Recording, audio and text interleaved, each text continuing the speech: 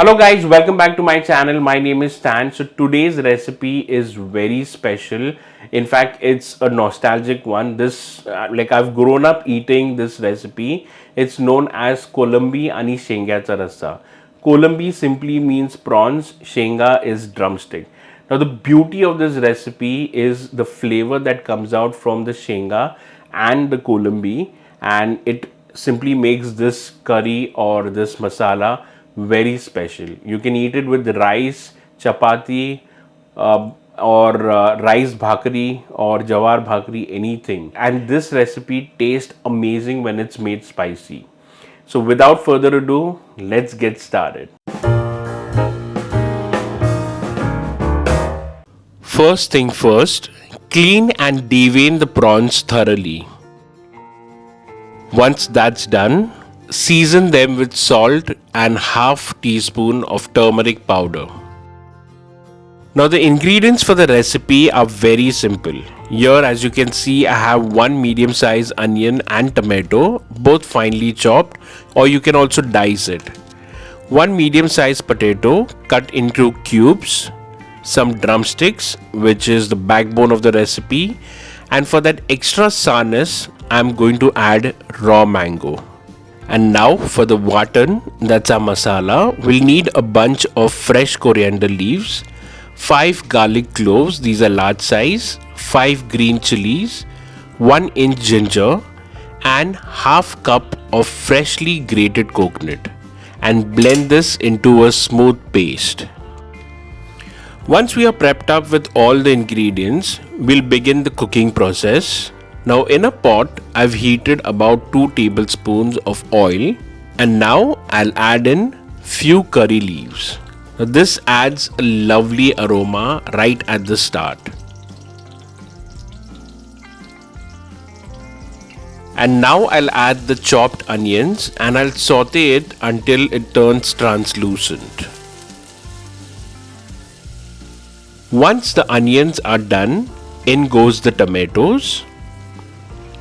Now I'll cook the tomatoes until they turn soft and mushy, which helps them blend into the masala.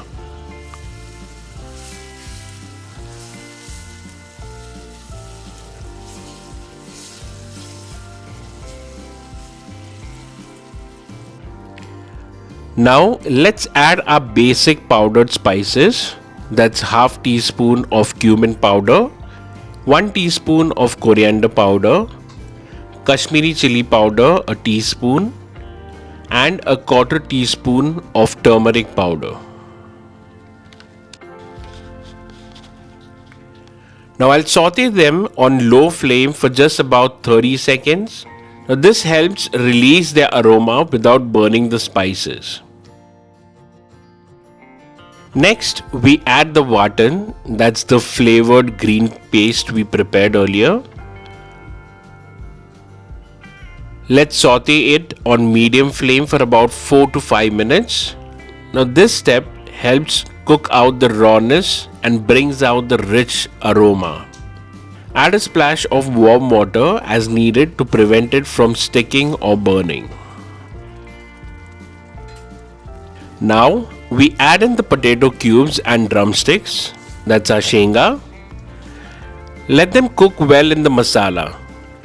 As the drumsticks soften, they release their unique flavor, which really elevates the taste of the curry and gives it that authentic Maharashtrian touch.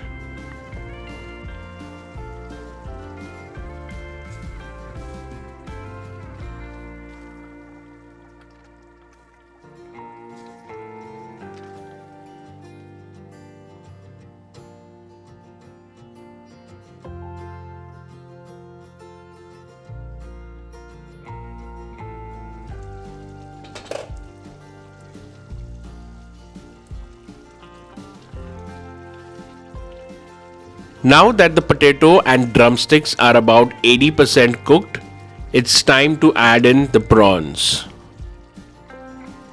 Now prawns cook quickly, so adding them at this stage ensures that they stay tender and juicy while soaking up all that flavorful masala. And yes, don't forget the raw mango. It adds that perfect tanginess to balance the richness of the curry. Now, if you don't have raw mangoes, don't worry, you can also use kokum or you can use a tamarind pulp while making the green paste. Whatever is available, you can use it. After adding it in, let the curry simmer for just 2 to 3 minutes so the prawns cook thorough and all the flavors come together beautifully. Finally, garnish with freshly chopped coriander leaves and let it rest for a few minutes before serving. That little rest time really enhances the flavor. And finally, serve it hot with rice or rice bhakri. So that's about it, guys. It was that simple to make this Kolambi and Shenga Rassa. Do try this recipe at home. It's delicious, it's different, it's very flavorful. So till then, my name is Stan. I will see you next time. Bye bye.